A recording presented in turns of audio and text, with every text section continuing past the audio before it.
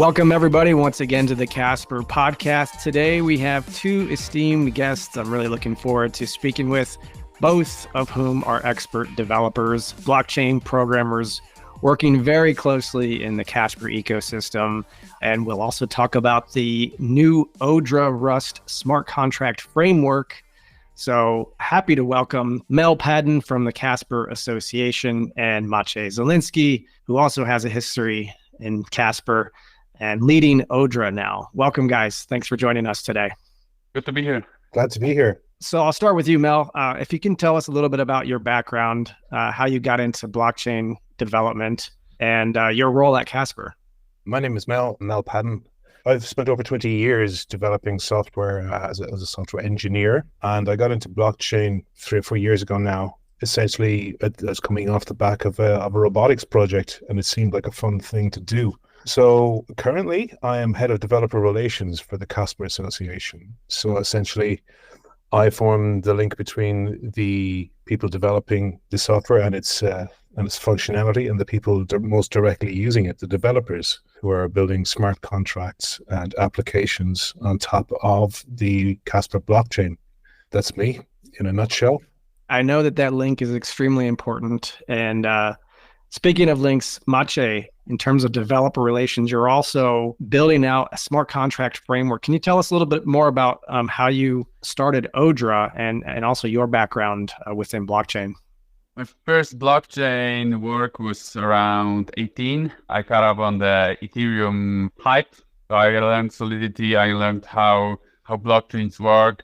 That was super interesting. A lot of people were discussing, we need to move from EVM to WASM. So I thought, that sounds good. I learned myself Rust. I learned WASM. And at that point, there was no smart contracting positioned anywhere. Basically, I was searching for a job. And I found Casper, that they were doing exactly what I trained for. I got in. I worked 3 years there. I led the ecosystem team. I was responsible for writing contracts and make sure that the user experience was good. At some point, I wanted to move even further. I wanted to simplify the process as much as possible. And this is where I started Odra. I formed a small team, and here we are. Okay, excellent. Mel, so from the perspective of the developer relations ecosystem, Odra seems to be a new tool that people can use. What are some of the things in the ecosystem that you're encouraging developers to take a look at now? What are some of the advances taking place, including Odra, that you'd like to highlight? Well, it's all about reducing friction, from my perspective, for the developer in terms of getting up and running on the Casper blockchain and developing your first app, and also making it easier and reducing any of the pain points to do with developing a app, particularly in developing and deploying smart contracts. Other than Odra, some of the things which I would point people to would be the fondant tool, which is very new. We see a lot of potential in it. What fondant does is it simplifies the task of creating, running, and managing a local chain. Now, why might you want to run a local blockchain? You might ask. Surely the whole point of a blockchain is that it's a distributed network architecture. But in the test phase of any smart contract deployment, of course, you need to be able to run it over and again such that there are no side effects and essentially no gas fees. And so a local net is very useful for that. Also, the process of calling into the test net is not always as frictionless as we would like it to be in terms of network latency, node availability, node lists and such. So there's a lot of reasons why it makes sense to have a repeatable and easy way to test your contracts on a local net. So we have a tool which we've been using for some years now called NCTL. And NCTL is the command line utility to do exactly that. Now, some people, they don't particularly like using command line for that. Some people love the command line, but we figured, why not? Let's develop a visual tool to allow people to maintain and organize those local networks that they end up spinning up and dropping and spinning up and dropping all through the day. If your development workflow means that you are testing your smart contract several times per day, it is nice to have a tool which allows you to manage that in a visual way without having to use a command line interface or write any code. So fondant tool.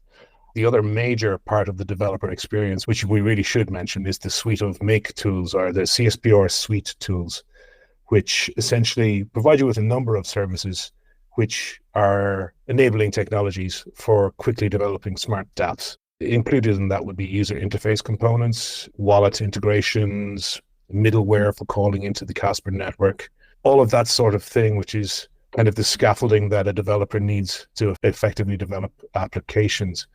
This is a fairly mature suite of applications and tools, and all of this is listed on the Casper Developer Portal. So if you go to the Casper Developer Portal, you could probably bookmark that and use that as your starting point for finding out the various tools that we think you should be using to get up and running and to make your Casper development workflow much easier, more efficient, less error prone. There is this whole thing of cognitive load as a developer. You do not want to spend a lot of your time worrying about the nuts and bolts of the basic things you do every day, because that's essentially the CPU cycles, if you will, that you can then use on developing your smart contracts or your application. So we're aiming to reduce cognitive load as much as possible on developers getting involved with or developing applications on the Casper blockchain. So yeah, Casper Suite and Fondant, and of course Odra. I will leave Maciej to talk more about Odra, but the best way to think of Odra is that it's a layer sitting on top of the bare bones Casper Smart Contract API, which again reduces friction and gives you a more expressive way to develop smart contracts on Casper. Amazing. And we will link to all of those tools that you've mentioned, Mel. And just for a high level overview, Maciej, maybe you can share with our audience, those who are listening in, and maybe some of these terms might sound foreign to a lot of people, and also even developers. Mel, you talked about, making things easier for developers, blockchain development, smart contract development on a very high level. Why would a developer want to get started in blockchain? What are the ideals that got you guys interested in, programming, developing for blockchain? What's the benefit for developers, like on a very high level? And why would anyone start their careers in blockchain versus simple Web 2 development, or the benefits of blockchain in your opinion? Blockchain allows you to build different kind of products that are not possible without it. Like there's a need on the market for that. Look at DeFi. It already shows a lot of benefits where you can basically manage your money by yourself, and things like international transfers are cheap. But for the engineers, it's amazingly interesting to build products using this architecture rather than using a centralized stack. That's the main, I think, benefit that we have discovered right now. We are also moving into directions where now that we have this layer of blockchains that can provide you the base layer, the truth that cannot be changed, and you can build on top of it now. And this is what we are seeing right now, where we can have products like, for example, Mastodon, the blogging platform, or Twitter-like platform, decentralized social. You own your own data, your own handles, and things like that. I think this is really good that we're moving this direction. It's really a new world. Mel, you wanted to add to that? From the point of view of a developer, I would argue that the attractiveness of blockchain really comes down to the use case, because it's an exciting field to work in. I mean, the central value proposition of blockchain is distributed trust. When the banking system was invented, the value proposition was trust, that we had a centralized authority that we could trust to do things right. And what blockchain does is take that away from a centralized model, and the trust is then placed in the chain, and it is absolute and inviolate. And that is a sea change, because if you try to liken it to something like, I don't know, transportation, I mean, we're moving from a world where everybody had to travel on a train, and the train determined what time you left in the station and when you arrived at your destination. And all of a sudden now everybody's got their own private car in a way, because we have this distributed trust model. So that really is a sea change. There's a huge scope and possibilities for disruptive technologies to be enabled using that. So as a developer, the real motivation for using blockchain and working in blockchain is the potential for what you can do with it. That's a great analogy. And the idea of decentralized infrastructure as well. I'm not a developer, but it's very fascinating to me. I've heard the term looking at blockchain development in terms of Lego blocks and being able to build on top of infrastructure that is put forth, and a decentralized, more secure infrastructure, as we talk about at the beginning of the episode. The future of the decentralized web, but the web is actually just one part of developing with blockchain.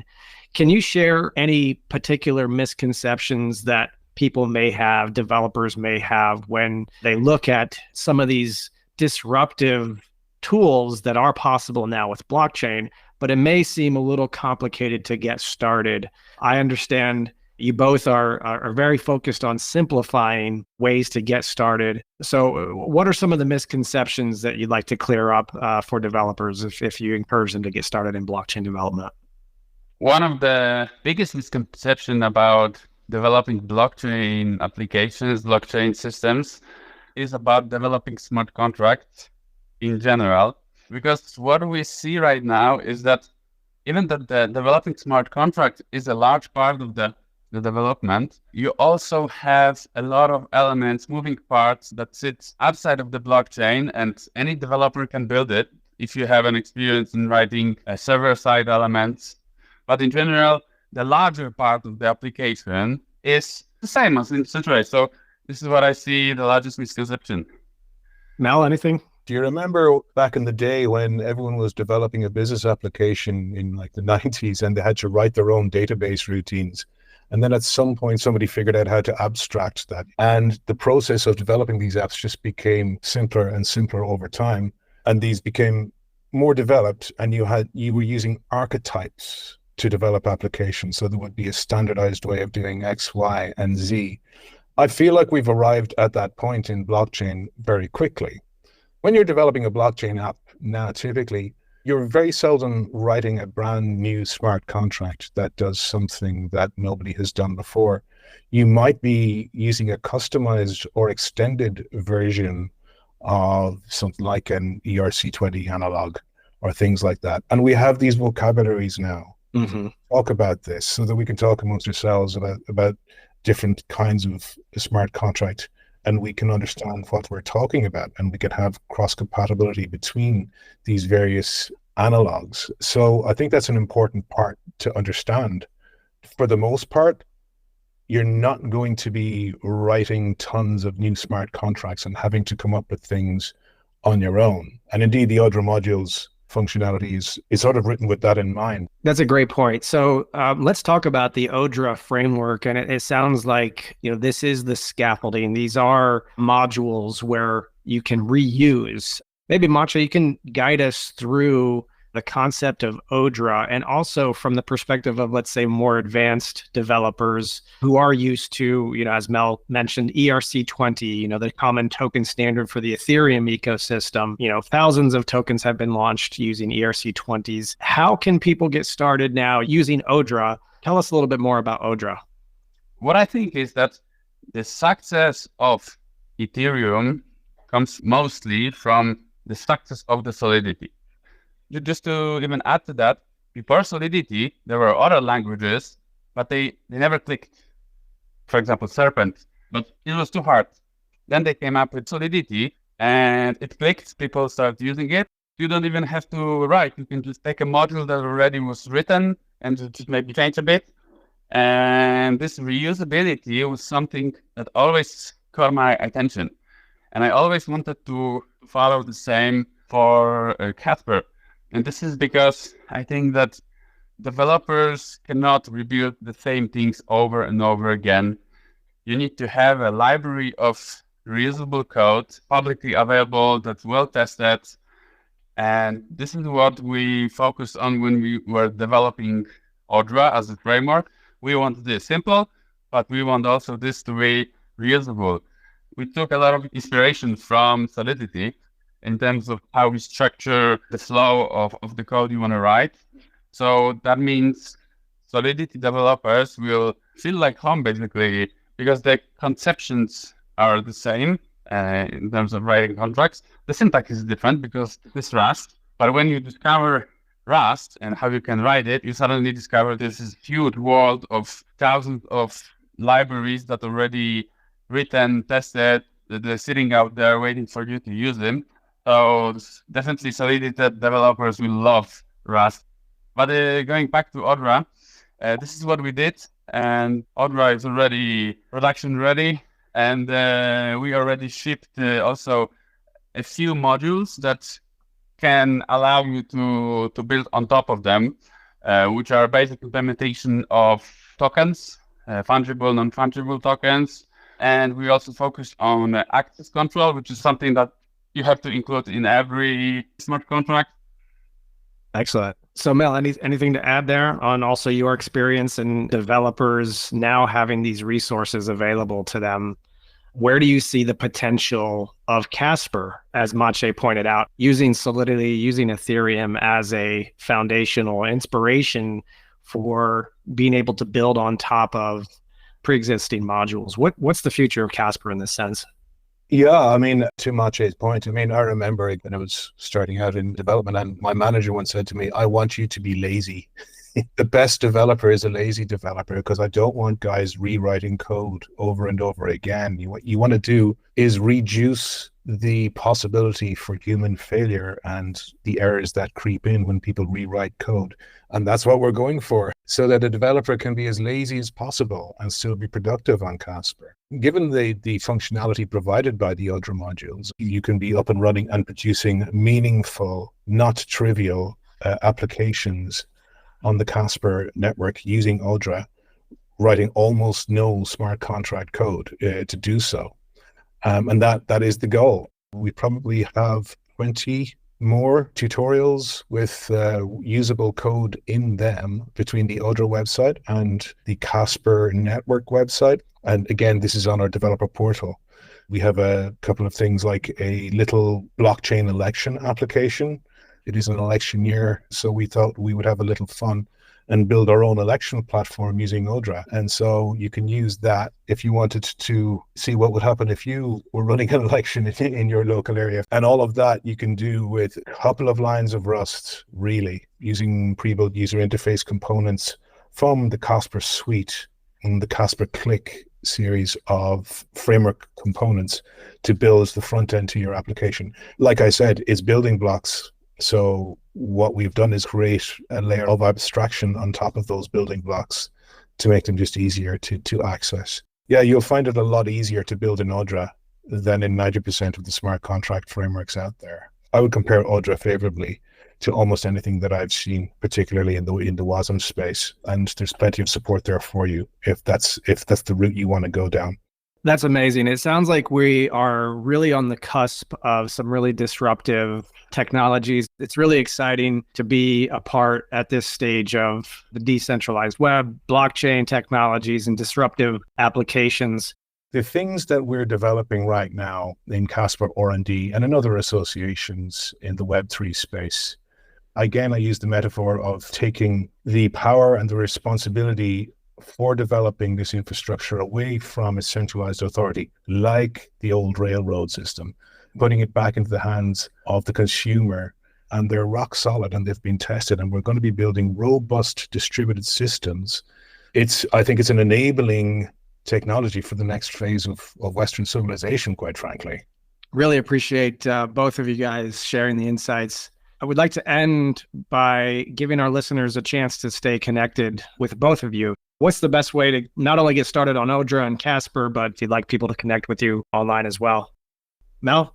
The best way to stay connected with the Casper developer experience, including Odra and all of the other things which we've discussed, is simply developer.casper.network. That will bring you to our developer portal. And you can reach everything from there, including Odra framework itself. You can dig into the Odra code. It's all out there, open source on GitHub. Bunch of example projects, a bunch of tutorials. Also, you can connect with us on our Telegram channel, on our Discord channel. That's your one-stop shop to stay in touch. So there you go. Maciej, how do users get in touch with you or Odra? As Mel said, go to developer portal. And from there, you can go to odra.dev/docs, odra.dev/docs to find a list of like all the features of Odra, even more tutorials than on Casper Developer Portal. And also look at our GitHub, github.com, odra.dev/odra. Mel? Yeah, one thing I forgot to mention just right now is that we have a Casper blog on casper.network. But if you're interested in more of the cutting edge concepts that we've discussed on this podcast, if you're into things like zero knowledge and trying to understand what that is and where we're going with that, also verifiable financial contracts, the concept of verifiability and verification of logic, it's a dense one, and it's, you need to probably have a cup of coffee before you dive into some of these blog posts. But we do have an R&D blog, the Casper Research and Development blog. There's quite a lot of material up there right now. So if you're interested in some of this more cutting edge stuff and you want to get into that, then go to the Casper R&D blog, which is linked again on the developer portal, but you might have to scroll down to the bottom to see the link. It's medium.com/Casper blockchain. There's some fun stuff on there and some very stimulating conversations to be had off the back of what you'll read on the Casper R&D blog. Thank you, Mel. Thank you, Maciej, for joining us today. We're going to have links to all of these amazing resources that you guys have shared with us today. And we are looking forward to opening the world of blockchain development with Odra, with Casper, with all the tools that you guys have mentioned here today. Thanks a lot, guys, for joining us. And we'll see everybody on the Casper Podcast once again. Thank you. Thanks very much. Pleasure to be here.